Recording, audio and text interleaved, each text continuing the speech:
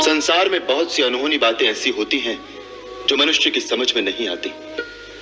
अकस्मात एक दिन कोई भूकंप आता है जो मनुष्य के जीवन को उथल पुथल कर देता है।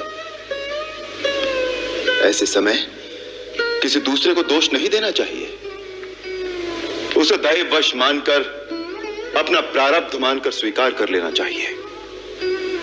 आज जो हो रहा है वो होनी करा रही है। ये विधना है जिसने माता कैकेयी जैसी स्नेहमयी और पुण्यशीला स्त्री को ऐसी बुद्धि दे दी है। कभी कभी आंखों से देखा हुआ भी सत्य नहीं होता। राजपद का प्रमाद साधारण मानव को हो सकता है, इंद्र जैसे देवता को भी हो सकता है, परंतु भरत का स्थान देवताओं से भी ऊंचा है। वो एक महामानव के रूप में महानता की परिसीमा है। जिस प्रकार खटाई की एक बूंद से क्षीर सागर का दूध नहीं फट सकता, उसी प्रकार अयोध्या तो क्या, त्रिलोक का राज्य भी भरत को दे दिया जाए तो भी उसे राजमत नहीं हो सकता।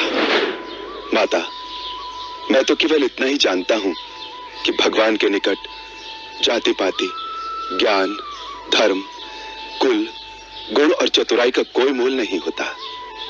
वो तो केवल भक्ति के नाते को ही सच्चा नाता मानते हैं। मैया अपने पुत्र से अपनी ममता का मोल मांगने आई हैं? माता, यदि आपकी ममता का यही मोल है कि मैं जिसे धर्म मानता हूं उसका त्याग कर दूं, आप जिस रघुकुल की शोभा हैं उसकी कीर्ति में पिता का वचन भंग करके कलंक लगा दूं, तो कहिए, मुझे आपके चरणों की सौगंध है, मैं इसी समय अयोध्या लौट जाऊंगा। परंतु फिर मेरा जीवन रण से भागे किसी कायर की भांति एक तिरस्कारपूर्ण अस्तित्व एक श्राप बनकर रह जाएगा। पिता और पुत्र का नाता प्रजा के मतामत से निर्धारित नहीं होता। इसी प्रकार भाई और भाई के बीच फैसले तलवार से नहीं किए जाते।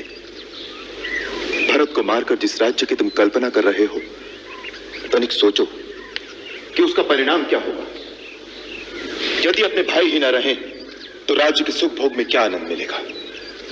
यदि मेरे सुख में तुम तीनों भाइयों का भाग ना हो तो वो सुख मेरे लिए विष के समान है। जो उचित और अनुचित का भली भांति विचार किए बिना किसी काम को जल्दी में करते हैं वो पीछे पछताते हैं। मुझे तुम्हारी वीरता पर और तुम्हारे पराक्रम पर किंचित भी संदेह नहीं है। तुम क्रोध के आवेश में भरत को अवश्य मार सकते हो, परंतु जब तुम्हें पता लगेगा कि भरत पर तुम्हारा संदेह मिथ्या था तो क्या फिर उसे जीवित भी कर सकोगे?